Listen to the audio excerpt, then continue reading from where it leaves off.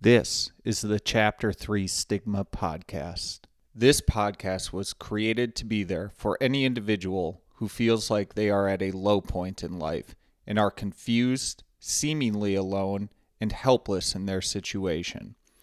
I am a recovering alcoholic, and I felt this way too, until I sat across the table from another addict who shared his story and made me realize that I was not alone in my struggles. My life was saved by this realization, and I hope to help anyone struggling by sharing my story to show you that you are not alone and that life can contain unbelievable riches and meaning. Welcome. I am glad you are here.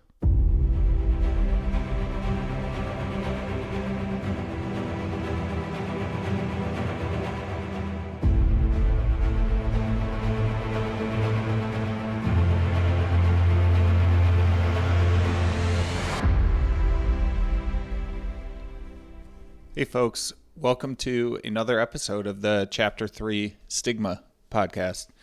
I am pleased to say we are finally getting to the namesake of this entire podcast and this entire project, which is Chapter 3 titled More About Alcoholism in the big book, or what's commonly referred to as the big book of Alcoholics Anonymous. So, in previous episodes, we covered Chapter 2, titled There is a Solution, which dove a little bit into the behaviors and the thought patterns of alcoholics, but really highlighted the spiritual and solution-based aspect of entering into active recovery. In this chapter, Chapter 3, it's really going to be a deep dive into alcoholism and the behaviors and thought patterns of an alcoholic. And the value that I have found from this chapter and experiences outside of this book that are aligned to the topics of this chapter are that it really allows you to hold a mirror up to yourself and really evaluate your own thought patterns, behaviors, and overall mental state, and to really start questioning or allow the question to come in regarding alcoholism and allow you to ask yourself, based on this information, am I an alcoholic? Again, I cannot stress enough the transformative and humbling power of just listening and hearing another person's story who has struggled in a manner that you have struggled as well, and in ways that you thought, as I did, that you were sick, that you were psychotic, that you were stupid, that you just couldn't figure it out. And the power in just connecting with the fact that others have struggled and that this behavior, thought pattern is not unique is tremendous. So with that, we will dive in. And again, I guess one final note before I dive in. This content is entirely open to the public. So as you are listening to this, if you find yourself desiring more and just wanting to get into the chapter or the Alcoholics Anonymous book, the other chapters and stories, all you have to do is Google it, and it's available in PDF format online for free. In this case, if you wanted this specific chapter and content, just Google Chapter 3, Alcoholics Anonymous, and it'll be one of the first or second items that will be pulled up for you, and you can dive in. So with that, we'll go to the book. Chapter 3, More About Alcoholism. Most of us have been unwilling to admit we were real alcoholics. No person likes to think he is bodily and mentally different from his fellows. Therefore, it is not surprising that our drinking careers have been characterized by countless vain attempts to prove we could drink like other people. The idea that somehow, someday, he will control and enjoy his drinking is the great obsession of every abnormal drinker. The persistence of this illusion is astonishing. Many pursue it into the gates of insanity or death. And I'm going to pause there just in the first paragraph alone. The parallels to my story are just incredible. So with regards to the vain attempts to prove that we could drink like others, for me, fundamentally were a key part of the vision that I had for my life and myself for such a long time. I've described it before, but I had a very descriptive and visual vision for my life. And in that vision, like I can close my eyes even now and see it. Included in that vision was myself holding a glass of red wine. And I thought that was trivial at the time that I started to form this vision of what I wanted my future to look like. But as I was reflecting back on this in my time in rehab, I had a quite stunning revelation at how key that actually was. And it just showed how desperately I wanted to be able to have alcohol be a part of my life and be able to have it not control me and consume me entirely. And where I had to get to in my journey to the road of recovery was just realizing that that wasn't a realistic aspect to my life. That could not be part of my vision. And it does tie into that aspect of somehow, someday, I will be able to control and enjoy drinking.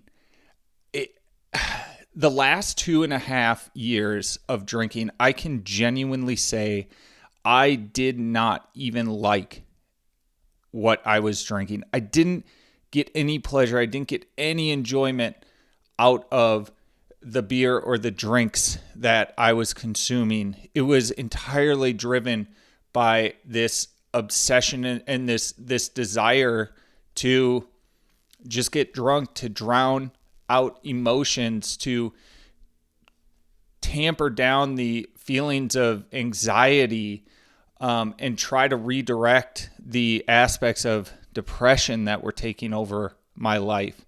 There was no real enjoyment in the consumption of drink for me at all.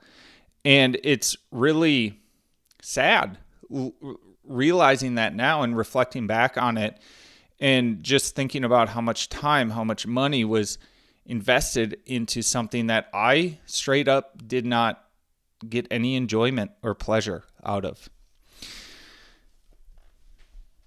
And then, of course, the pursuit to the gates of insanity or death. Ultimately, my story and my relationship with alcohol concluded with essentially 2 days of me permitting or turning my life over to alcohol and basically giving it an opportunity to end my life one final time. And it is just kind of obviously scary, but also shocking to be here now reflecting back on it and just realizing truly how deep I got driven with all of this. Back to the book. We learned that we had to fully concede to our innermost selves that we were alcoholics. This is the first step in recovery. The delusion that we are like other people, or presently may be, has to be smashed. We alcoholics are men and women who have lost the ability to control our drinking. We know that no real alcoholic ever recovers control. All of us felt at times that we were regaining control, but such intervals, usually brief, were inevitably followed by still less control, which led in time to pitiful and incomprehensible demoralization. We are convinced to a man that alcoholics of our type are in the grip of a progressive illness. Over any considerable period, we get worse, never better. So I'm going to pause here and just cycle back to this aspect of cycling and believing that you could go through periods of sobriety, of of abstaining from alcohol to prove to yourself, to prove to others that you had control, that you were not indeed an alcoholic. And I just trace my own story leading up to and into the last 2.5 years of my drinking, what is without a doubt the depths and it was the entry into and the depths of hell that I genuinely hope I never have to experience again. But just tracing the story for me, I had numerous stints of sobriety that lasted months. I had one in 2017, shortly after getting engaged, where I was trying to prove to my then fiance, now wife, as well as other members of my family that I was not an alcoholic. And again, prove to myself in some ways that I was not an alcoholic. I reintroduced drinking at some point after 6 or so months of sobriety. In 2018, I took another 4-month break from drinking for the same reason, to prove to others that I was not an alcoholic. That 2018 time period was spurred on by a near-death experience for me. But once again, I introduced alcohol, and once again, my hole got deeper. And in 2019, I took another 6 months of sobriety. And when I reintroduced alcohol after that time period in 2019, that was the beginning of the end for me. That is when the lying started. That is when the hiding began, and the intense, isolated, and withdrawn drinking. So there is no doubt in my mind that for a real alcoholic, every single time alcohol is reintroduced, your hole gets deeper. Back to the book.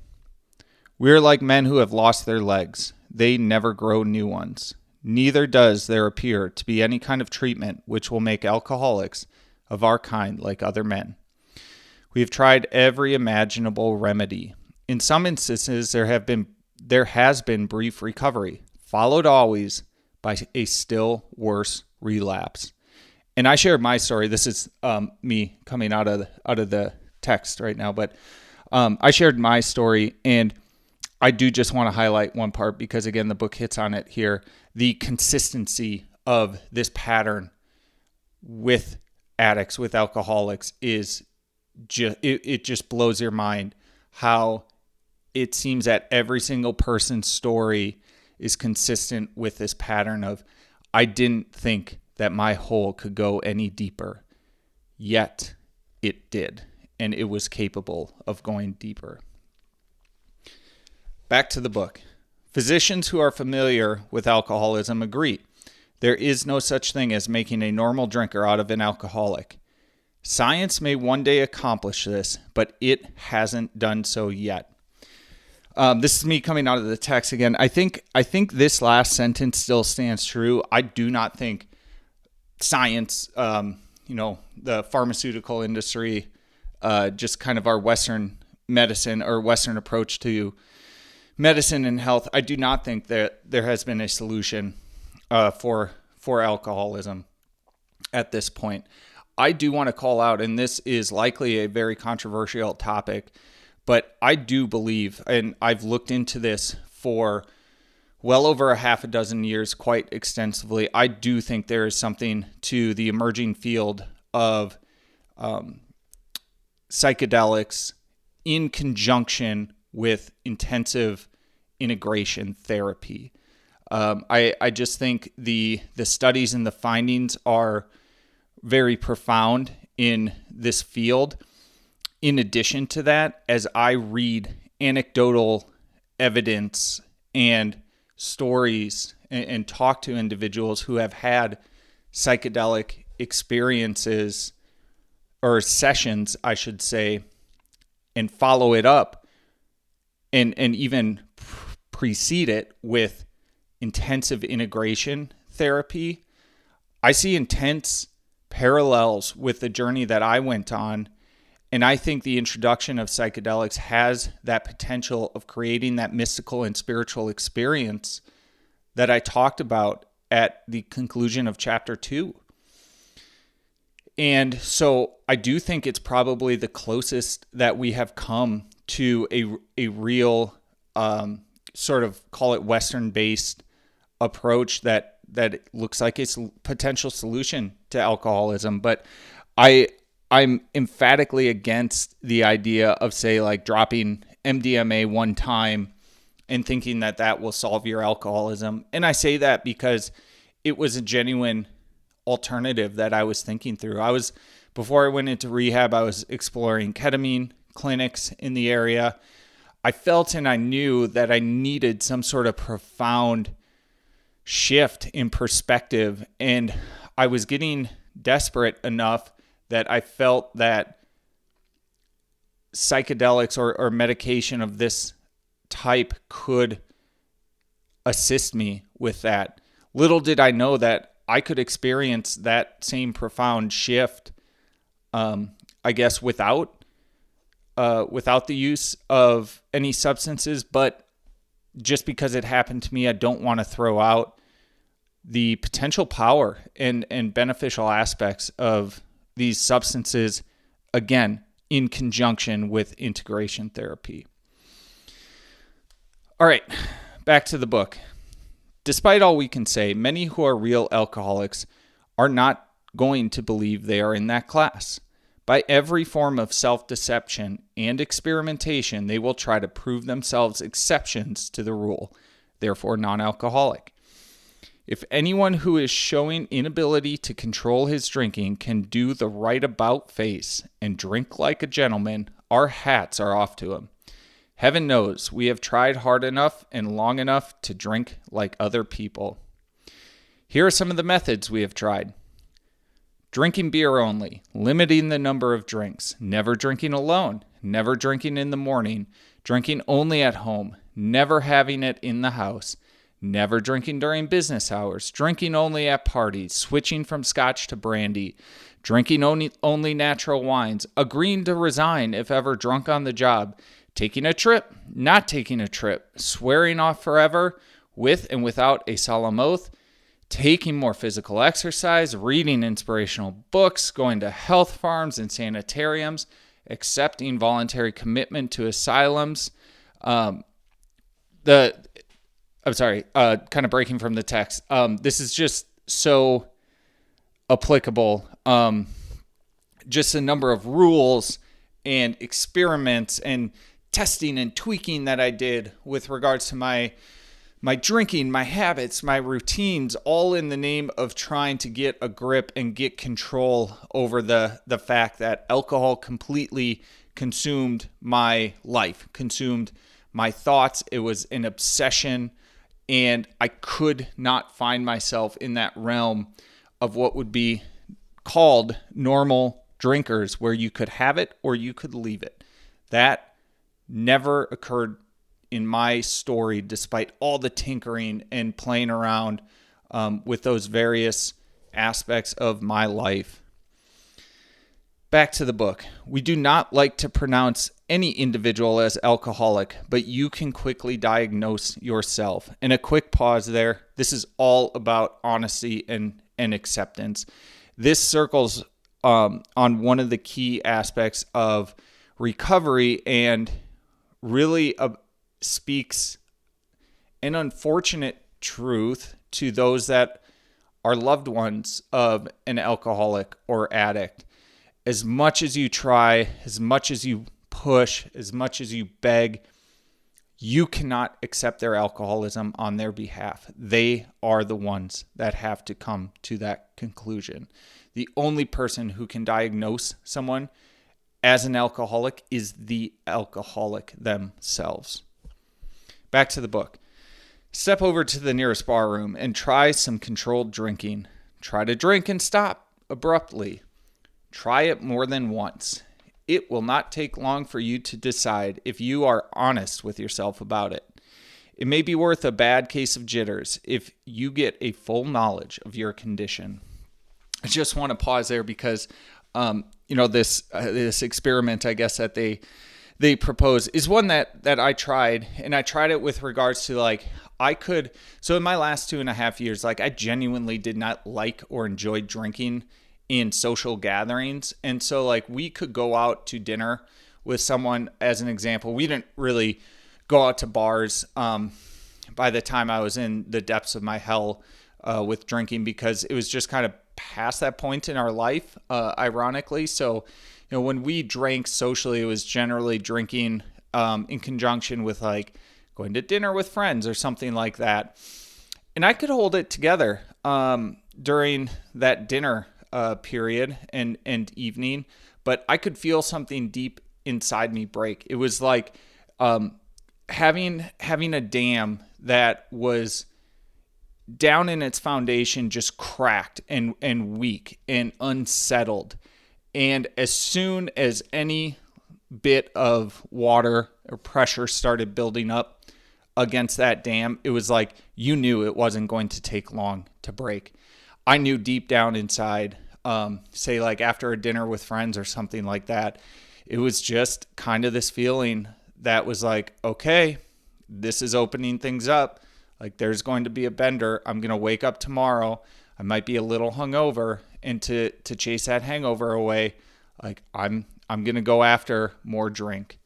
And so I don't know, in all honesty, in the last 2.5 years of my drinking, if I ever strung 2 responsible nights together in a row, as difficult and humiliating as that is to say.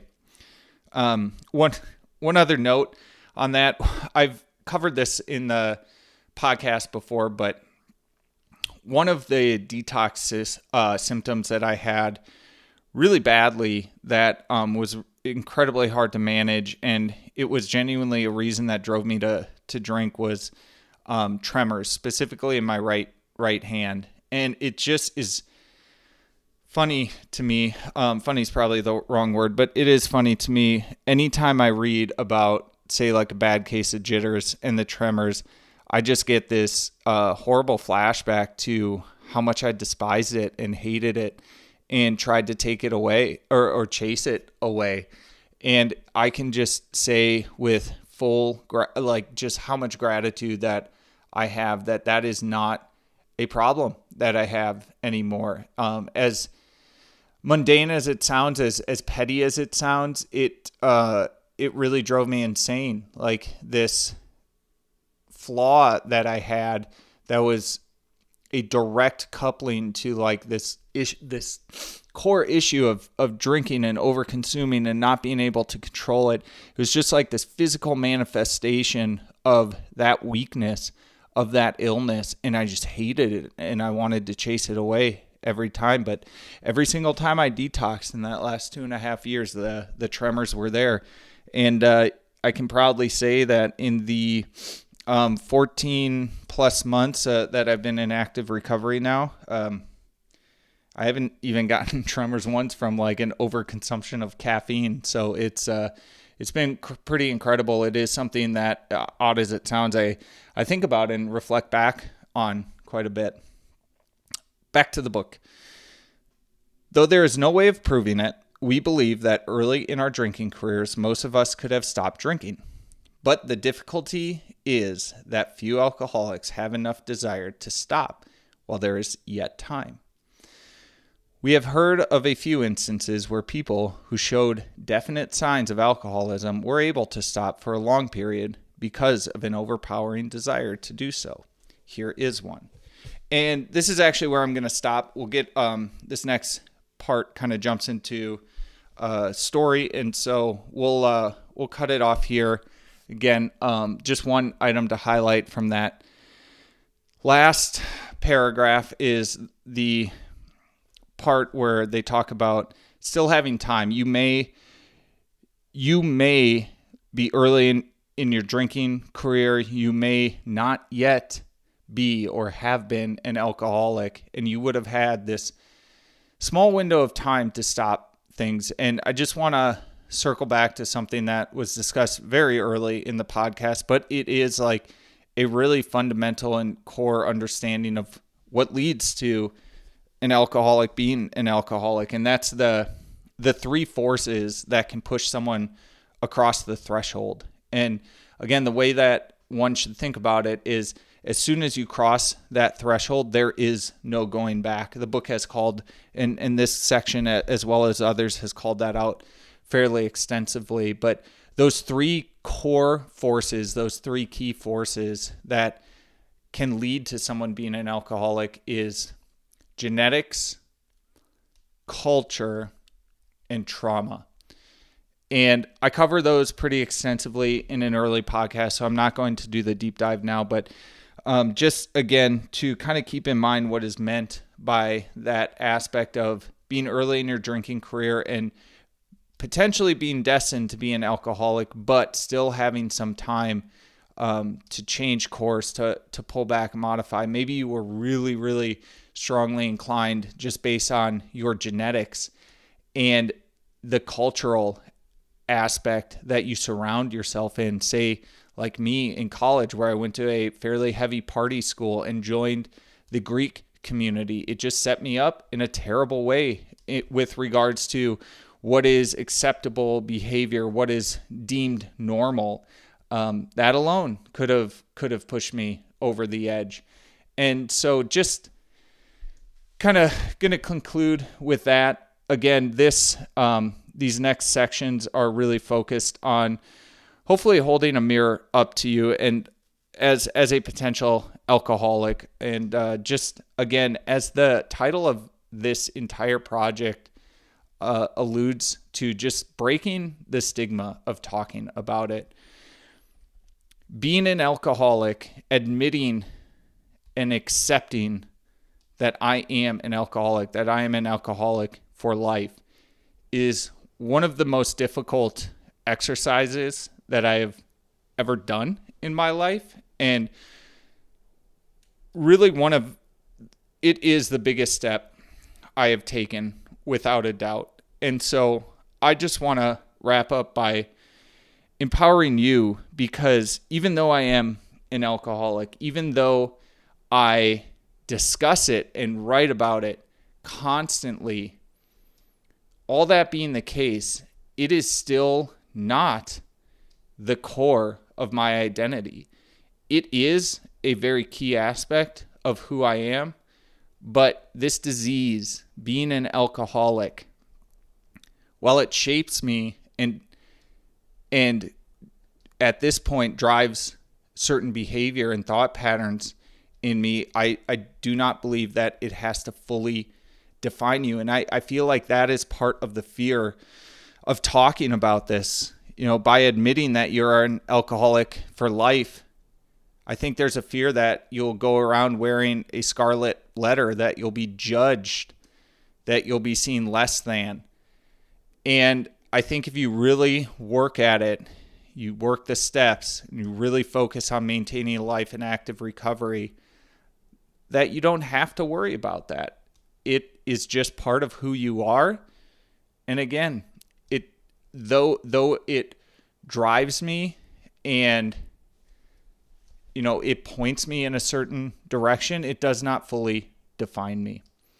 So that's all I've got for today. Thank you all. Love to you all. If you enjoyed this podcast, share it with others or give us a rating on your channel of choice. My hope is that my story can help others in their struggles with addiction or any other aspects of life that they feel could be bettered. You can follow us on social media at Chapter 3 Stigma on Instagram and YouTube. I cannot solve your problems for you, but I can listen. If you want to reach out with a message through one of those channels, I will respond and let you know that you are not alone. All the best, you are loved, and life is worth every struggle and bit of suffering you have to endure. Until next time,